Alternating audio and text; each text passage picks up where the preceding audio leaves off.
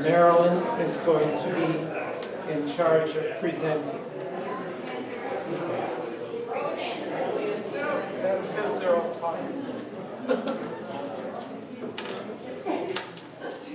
Okay, well, I was surprised to see Reverend Braddock played such a huge part in Middle Creeks, although I did know that he was pastor there. I didn't realize he'd been there as long as he had. But Reverend J.S. Braddock, then pastor of Middle Creek Presbyterian Church, sensing a need for another church in Winnebago, drove here with horse and buggy after his own church service every Sunday. Services were conducted in Edson's Hall. After a year of services, Dr. Braddock obtained authority from the Rock River Presbytery to organize a church in Winnebago. Following were the charter members: C. Grippen, Margaret Grippen, John Brown, Lucy Brown, Margaret J. Brown, Charlie Comley, Lucy Comley, M. Comley, John J. Smith, John Nicholson, Henry Roberts, George Meredith, Hattie Meredith, Flora Mellon, Mary Silers, Robert Prescott, Sarah Prescott, J.C. Smith, Jane Smith, Robert McNair, Ann McNair, Joseph Corral, and Harriet Corral. In August 1868, the organization elected elders and trustees. Soon a congressional meeting was held and a committee appointed to buy lots, get plans, and build a church building. John S. Koshier, a contractor from Byron, proceeded to build a frame structure 40 by 50 feet on the lots that were purchased for $130. Through the kindness of our Middle Creek friends, $500 was given toward the cost of the building, which was $4,369.19. The church was a white frame building with no basement and consisting of one large room, entrance hall with 2 doors, and a tall spire on top. A white picket fence surrounded the building, a horse block at the east side to which horse-drawn buggies drew up and women and children stepped from the carriages onto the block, then into the church entrance. The pulpit was on the south side with the pump pedal organ in the southeast corner. There were hanging kerosene lamps and a center chandelier. The building was heated with 2 coal stoves. There was a row of open sheds at the back of the church where horses were tied up during services. Also an extra row of hitching posts.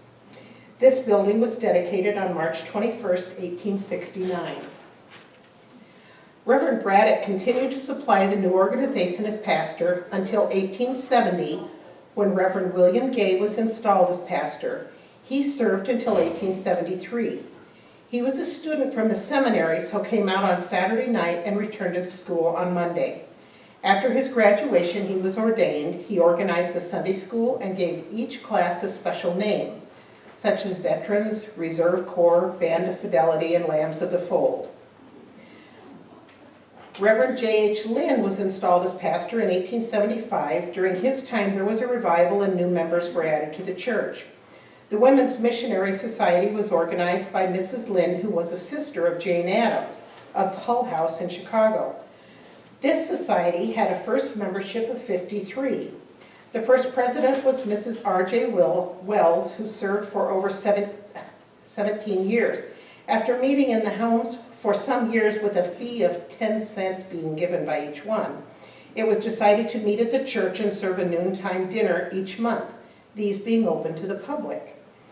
A committee of 5 was to serve the whole dinner, that being their donation, and they were to charge 25 cents a plate for dinner. As prices and times changed, they had to raise the price from 25 to 35 cents, and on up to $1. 75 to 100 people was thought to be a large crowd. The society usually sent a missionary barrel overseas or wherever it was needed every year. Following Reverend Lynn was Reverend Thomas Robinson in 1881. He was here for 15 years. During his time, a west wing was added to the church proper. This furnished a lecture room, a parlor, Christian Endeavor room, kitchen downstairs, and a dining room upstairs. During the winter of 1883 and 1884, there was another revival, and 50 to 60 people united with the church. Reverend Thomas White came in 1897. Some of his innovations were the consecration of the morning offering, earnest appealing for the tithe, the rotary system of elders supporting an individual missionary to the foreign field, a church paper issued monthly, individual communion service, factory-built pews replacing the old carpenter-made pews, new pulpit chairs, gilt lettering above the pulpit, choir rail, carpeting on the floors of the building painted, and the spire braced. Almost everything having a new look, it was decided to hold a dedication service on November 12, 1899, with the assistance of Reverend Eli of the First Presbyterian Church of Rockford. The Missionary Society wished to contribute to the furnishings of the church, so formed the Aid Society. They made quilts, fancy work, and candy for sale at bazaars, and had a chicken pie supper.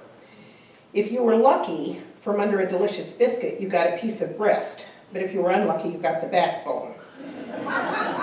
For 50 cents a plate for grown-ups and 25 cents a plate for children. Thinking about the money then, I looked at the expenses. In 1899, the pastor's salary was $800. The organist was $50, the fuel was $27.12, lights were $18.87, repairs to the church were $26.67, pews, painting, papering, and carpet was $841, and they made note that there was, of course, no auto allowance. In August of 1901, they had a Sunday school picnic. Everyone was to meet at Waterworks Park in Rockford to go up to Harlem Park on the steamer, Illinois. They were to be there at 9:30 with a second trip at 2:30 and the return at 5:15. The fare was 10 cents and 5 cents for children. The railroad fare to Rockford was 35 cents with children under 5 free. They were told that the boat was perfectly safe, for they had carried hundreds of people during the past 2 years. Reverend Circle was installed in 1913. During his time, the new church building was erected, for there was need of more Sunday school space and a Christian Endeavor room. But the greatest thing to overcome was the downstairs kitchen and the upstairs dining room. Also, the inadequate heating system. After some discussion whether to remodel or build anew, it was decided to build a new building. Men of the church excavated for the basement with horses and shovels. They hauled bricks, material, etc. The building was erected at a cost of about $16,000 on the same site as the old one.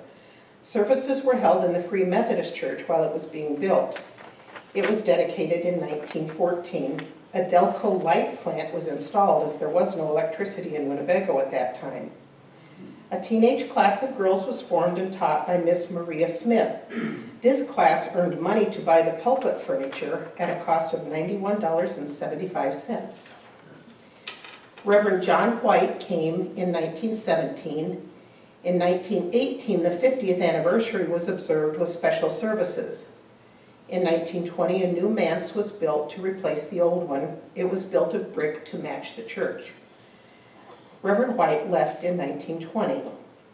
A 2-manual 6-rank pipe organ was installed and dedicated in the spring of 1930, the fund being started by a gift of $1,600 from D.B. Straw. Later, Clinton Kearns gave $500 as a memorial to his sister Emma Kearns, the total cost being $2,800. Chimes were later added, being a gift of the choir and the Married People's Group. Reverend Gillian came in the fall of 1939. During his ministry, new hymnals were purchased. He also started the Good Friday services, the Christian Education Committee, and appointed teachers and Bible school workers, and a new heating system was installed. Reverend Elmer White was called to this ministry in 1950. During his term, a new Sunday school addition to the church was built at a cost of about $35,642 and was dedicated in 1954. The day school has used the basement of the church for serving noon lunches, and some classes also met here. We also have the Janice Sandman Chapel, which was a beautiful little room used for small weddings and other services. The Charles Sandman family furnished the pews, chairs, and pulpit in memory of their daughter. The church members furnished the organ, for which the Mariners had started the fund. The communion table and cross were given by the Leonard family in memory of Lieutenant Martin Donald Leonard. Reverend William Butler and his family came to us from Monmouth in 1963 and served through 1988. During this time, we had new tile on the dining room floor and completely rejuvenated the kitchen. The west wall of the old furnace room was pushed out farther west for a new furnace room and the kitchen entirely remodeled. In 1968, we celebrated 100 years with 4 of our past reverends in attendance. And you can see there, the guest pictures up there, and it was also over on the side with the ministers that came. Reverend Solberg served from 1990 to 1995, and Reverend Schulenberg served from 1997 to 2015. Dr. Carol Smith has been blessing us and worshiping with us since 2015.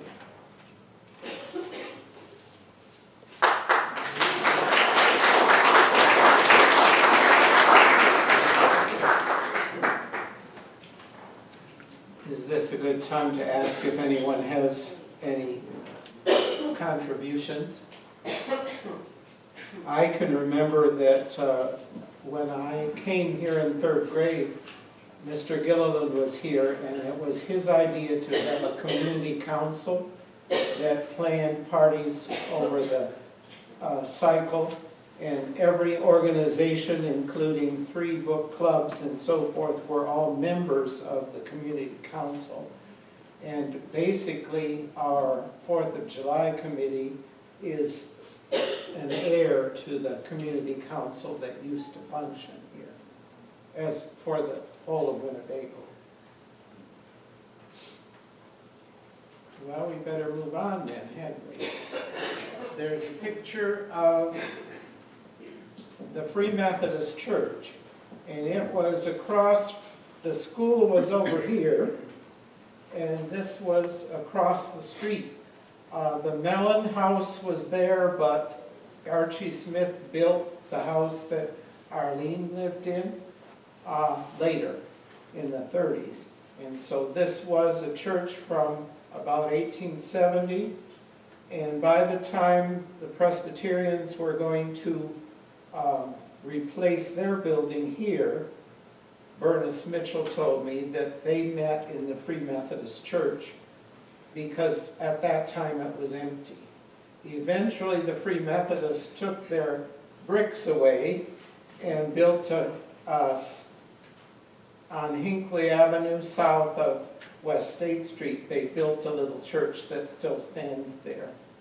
And Free Methodists have had various locations in Rockford, on School Street across from Furman, and present day it's the Pine Tree Church, which is on East Riverside. That's where they worship. So it's been a continuing group in Rockford. Then we're supposed to talk about the Catholic church that was south of Seward. It was called St. Thomas of Canterbury, and it was put up in that area where there were a lot of Irish farmers, sort of like Irish Grove, that's west of Durand. And this one was served out of the Pecatonica St. Mary's Church. It was closed in 1956 because most of the farmers in that area had died or moved away, and if they had died, they're in the cemetery that stands there now. We have a better picture of the church building itself over on the table, if you're interested. I found it misfiled in my files. The next one is the Burritt Church, and this is a very successful marrying of 2 churches. In 1938, there was a church on the site where it stands on 70 in Wempletown, which had been a Baptist church but had been closed, and different ministers from Rockford would have Sunday school there or different things, but there was no congregation by the time. But there was a Methodist congregation at the west end of Cemetery Road near the North Burritt School building, and they moved that building across the fields and married it to this one, so it's cross-shaped because the 2 buildings are one. and eventually they put up the spire in the front. It's been served by Methodist ministers ever since. And there was another Burritt, South Burritt Methodist Church, and that stood across on Winnebago Road, near Smith Road, where there's the little cemetery on one side. There was a church across the street there. And it didn't last a whole long time because there weren't very many people in that neighborhood, and it wasn't far from Winnebago either. Okay, now I'm supposed to talk about our church, and I've got a few things.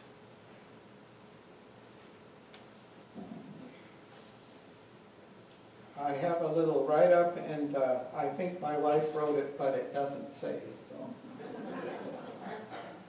This was a homegrown congregation, started in 1976 with a Bible study and children's classes on McDamon, across from our house at the home of Dwayne and Joanne Stem. And it was led by Noble and Helen Wilson from the Afolke Church. And their daughter Sandra had the children. The first Sunday service was in the Winnebago Town Hall, Palm Sunday, 1977, and we named our church the Winnebago Evangelical Fellowship. The denomination is called Evangelical Congregational. They had been the Evangelical Association, which was German speakers who used Methodist structure but were not welcome because they didn't speak English. And so eventually they founded churches all the way out here. But in the 1890s, the Evangelical Association had several bishops, and they split the church. And so many places they ended up with two churches, one facing the other. Because if you were loyal to one bishop, the other ones wouldn't let you in the building anymore. It was rather sad. And the group that was formed afterwards was called the United Evangelical Church, even though they were divided. Our branch did not go into reuniting. There was a EUB churches, Evangelical United Brethren, and they went into the Methodist Church as United Methodists. And at that time, our group and another one called United Brethren and so forth stayed out. Most of the EC churches are in eastern Pennsylvania, but there are also some farther west and into Ohio and out here. The pastor that we called eventually was Dwayne Ray, and he had been serving the congregations in Cedarville and Afolke, and they split those, so Afolke and we here in Winnebago had Mr. Ray, and someone new had Cedarville. And he bought a house at 208 South Benton, which I think Schmidl lived in at one time. And originally it was John Schoonmaker's house.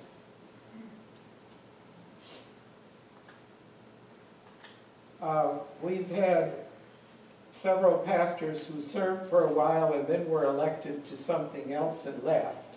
Mr. Ray was elected Director of Missions for the whole denomination and went to Myerstown, Pennsylvania, and we had an interim man, Mr. Fred Fink from Cedarville, who had decided as a middle-aged man with 4 sons to pastor, and he studied and went out to western Pennsylvania, and he had 4 different churches. They started out in the morning, and they wouldn't get to all of them in a certain day because it was foggy and unpleasant. So charter members were 23 people, in 1987, we started a building and completed it on West Winnebago Street by the Ball Diamond in 1988. In 1992, well, that was under the pastorate of Richard Osborne. He and Deb had 4 children, and they were here for a good long time until 1992, when he went out to Knox, Pennsylvania, and Gary and Ann Brown came here. They reversed. And Osbergs are still at Knox, Pennsylvania now. But eventually Gary Brown was called to be conference minister to all the western areas, and he lived in Akron, Ohio. We had interim Keith Mong for 2 years, and then, my goodness, they don't put them in order, do they? Okay, Ken and Sandy Schmoyer were here from 2002 to 2012, and they still live in Winnebago. Then we had Dennis Buss from Rock City for 5 years, and currently we don't have a minister. So there was a picture of a lot of people. That was either 20th or 25th anniversary, and that was probably the height of our size. Okay, now I've got to find the right piece of paper and go on to some more. There it is.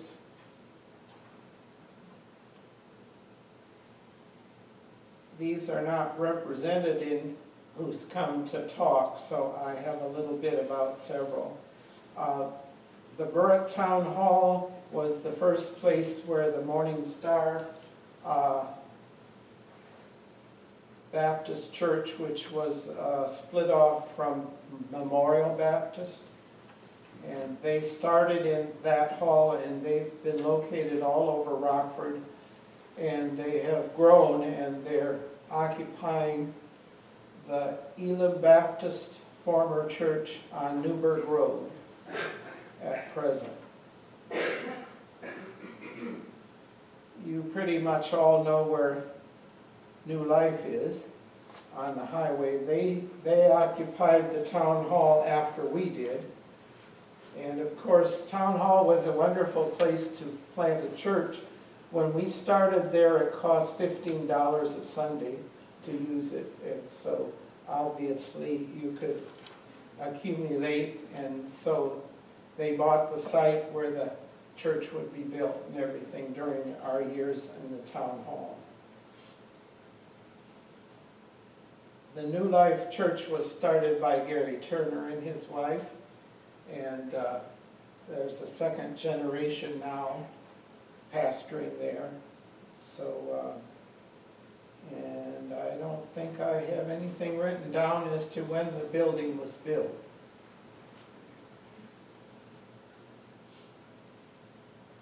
There was also in the town hall Missouri Synod Lutheran Church for a while, and they moved to Byron and apparently aren't meeting anymore down there. Is that so? And then we need to mention the Crossroads Church, which is a branch of something that's from Freeport and many other towns. And it met to start with in the old Seward School building, and now they meet at the high school on Sundays, and they own the building that used to be the Winnebago Railroad Station on Benton Street by the park, and they use that for their youth meetings and so forth. Is that all that we need to? Yes? They have bought property up there in Winnebago Highlands that they're going to someday build a church. Yes, they have a site